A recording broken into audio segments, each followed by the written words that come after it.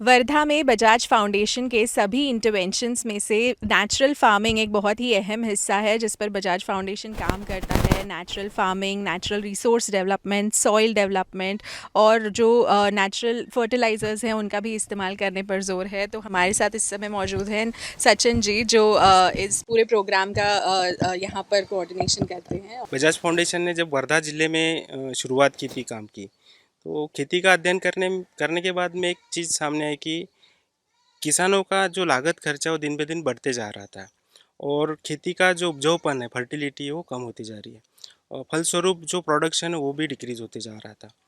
तो इससे बाहर निकलने के लिए किसानों को हमने नेचुरल फार्मिंग का टेक्निक का प्रमोशन प्रचार प्रसार शुरू किया। 2012 से हम इसका प्रचार और प्रसार कर रहे हैं।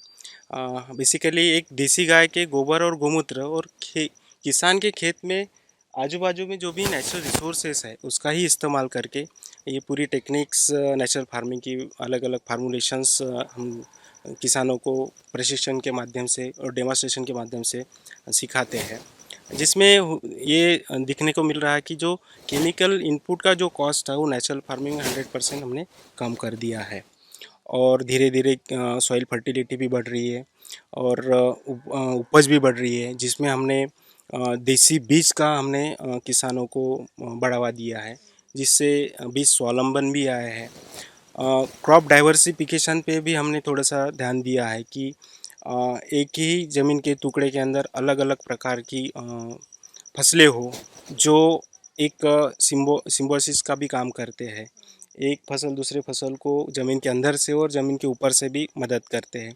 जैसे यहाँ देख रहे हो कि इस मक्के के पेड़ के ऊपर मित्र कीटक आते हैं, फ्रेंड इंसेक्ट्स आते हैं, जो हल्दी को डैमेज करने वाले जो शत्रु कीट है उसको कंट्रोल करने का काम भी ये करते हैं। और एडिशनली एक ही जगह होने के साथ में ये बोनस देता है, किसानों को एडिशनल बोनस स्वरूप देता है।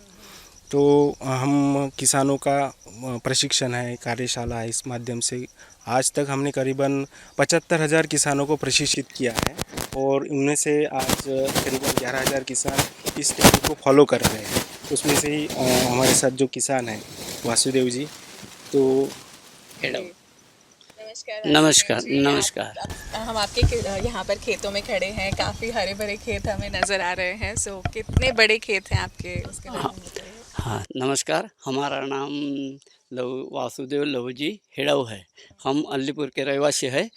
तो ये हम नैसर्गिक खेती ये 2017 से कर रहे हैं और ये वनस्पति अर्कज है और जीवामृत है। ये गावरानी गाय के गोमूत्र, सेन, गोबर और इसके ऊपर औषध बनाते हैं हम घर में और खेती में मारते हैं और बाकी भी शेतकरी को मिलाते हैं। और ये वनस्पति से दशपर्णी, अग्निअस्त्र, हिमास्त्र ये दवाएं संपूर्ण अपन घर में भी बनाते हैं और अपने भी खेत में डालते हैं। पाल्या, आंबट चुका और ताकवत, पालक भाजी, चौली भाजी, बैगन, गोभी, पत्ता गोभी, वैसे वाल शेंगा, मिर्ची, टमाटर वैसे बेचते हैं। हमारे यहाँ अदरक भी होते, आलू भी होते, सगळे ये ज़मीन में हम पुराते हैं और हिंगन घाट में बेचते हैं। हमारे गांव के बाज़ार से ज़्यादा भाव हमारे को मिलते हैं और रविवार के दिन हम ये हिंगन घाट में मार्केटिंग करते हैं। और आप अपने घर में भी यही हाँ, सब्जियां वापरते हैं। 2017 से हमारे घर ये भी भाजी पाले में चलता है और हमारे को थोड़ा फार आयुर्वेदिक व्यवस्था किंवा कोणते भी करोना में भी हमारे को कुछ भी नहीं जाना। हाँ, वैसी बात है हमारी। तो सब कुछ अपने किचन गार्डन में ही उगाकर आप अपने घर में हाँ, यही और आप कह रहे हैं कि आपको कोरोना में भी नहीं इससे नहीं नहीं, काफी हमारे को कुछ भी उसका परिणाम नहीं हुआ। हाँ, बिकॉज ये नेचुरल है। इससे पहले कैसे हालात थे आप, इससे पहले क्या क्षेत्रों में कैसे काम होता था और अब कितना बदलाव आया, कितना फायदा होता है आपको अब? आधा फायदा हो गया।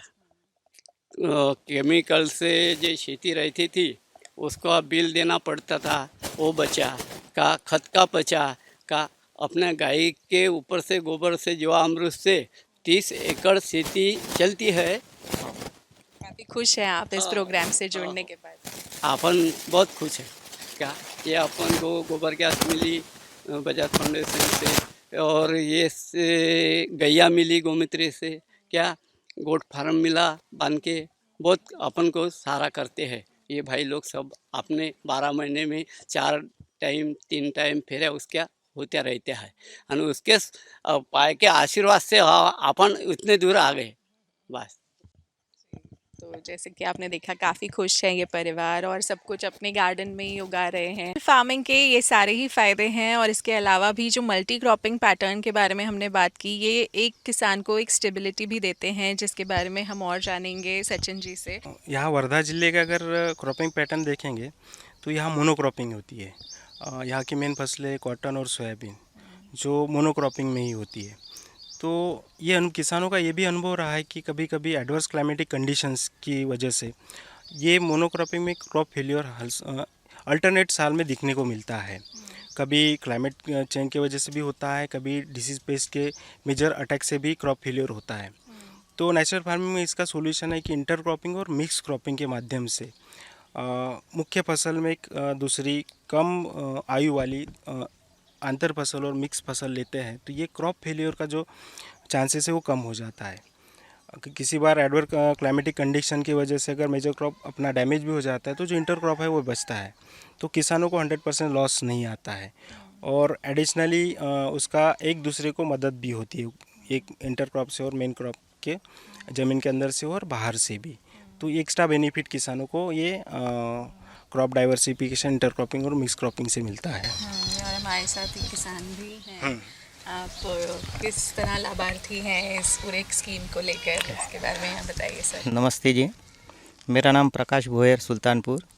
मैं 2018 से नैसर्गिक फार्मिंग में आया हूँ।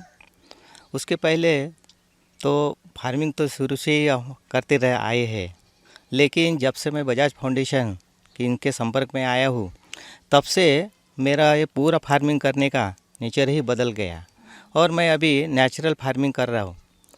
उसमें जो भी चीज़ें हमें ज़रूरत की चीज़ें लगती है वो मैं अपने ज़मीन से ही उगाता हूँ और उसमें मिक्स क्रॉपिंग भी करता हूँ।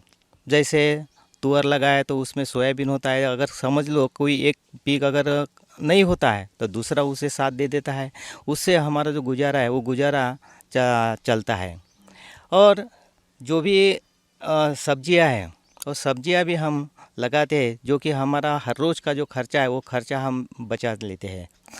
और जो हमें हर रोज़ मार्केट में जाना पड़ता था या कोई बीज है कोई खाद है वो लेने की ज़रूरत नहीं, तो पैसा तो अपने आप ही बच गया और वो जाने की ज़रूरत नहीं पड़ी। और जो स्वास्थ्य के बारे में अगर बताना है तो जो नेचुरल खाने से जो अपने आप हमें जो चाहिए, जो है प्रोटीन है, कार्बोहाइड्रेट्स है, विटामिन है, जो भी है वो हमारे अंदर आ जाते हैं, तो दवाखाने में भी जाने का कोई कुछ जाना नहीं पड़ता।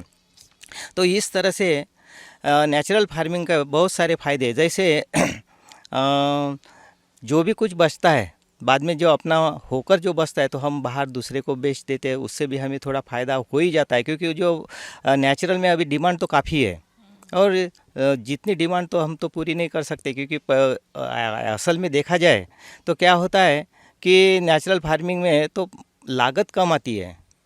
तो लागत कम आती है तो जैसे पैसा भी कम लगता है उसमें, लेकिन उपज अच्छी होती है, तो इसीलिए वो तो फ़ायदा है ही है।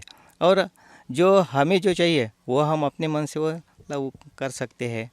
और जैसे हल्दी है, मिर्ची है, बैंगन है, जो भी सब्जियां है वो भी तो हम उगाती है। और बाद में जो भी अपनी तिल्ली है, सोयाबीन है या मूंग है वो भी लगाते हैं। जो घर का जो अनाज जितना चाहिए साल का वो तो हमारे घर में ही हो जाता है, यानी मार्केट में जाने की कोई गरज नहीं। सिर्फ वो ये गुड़ है, शक्कर है, चावल है, वो तो लेना ही पड़ता, उसके लिए तो जाना ही है। लेकिन बहुत सारे जो आइटम हो वो घर में ही हो जाते हैं, इसलिए हमें कोई दिक्कत नहीं होती। और दूसरी बात ऐसी है कि जो भी पैसा खर्च होता था वो उससे बच जाए। बिल्कुल सही बात है, किस तरह से नेचुरल फार्मिंग हर एक स्टेप पर किसानों की मदद कर रहा है।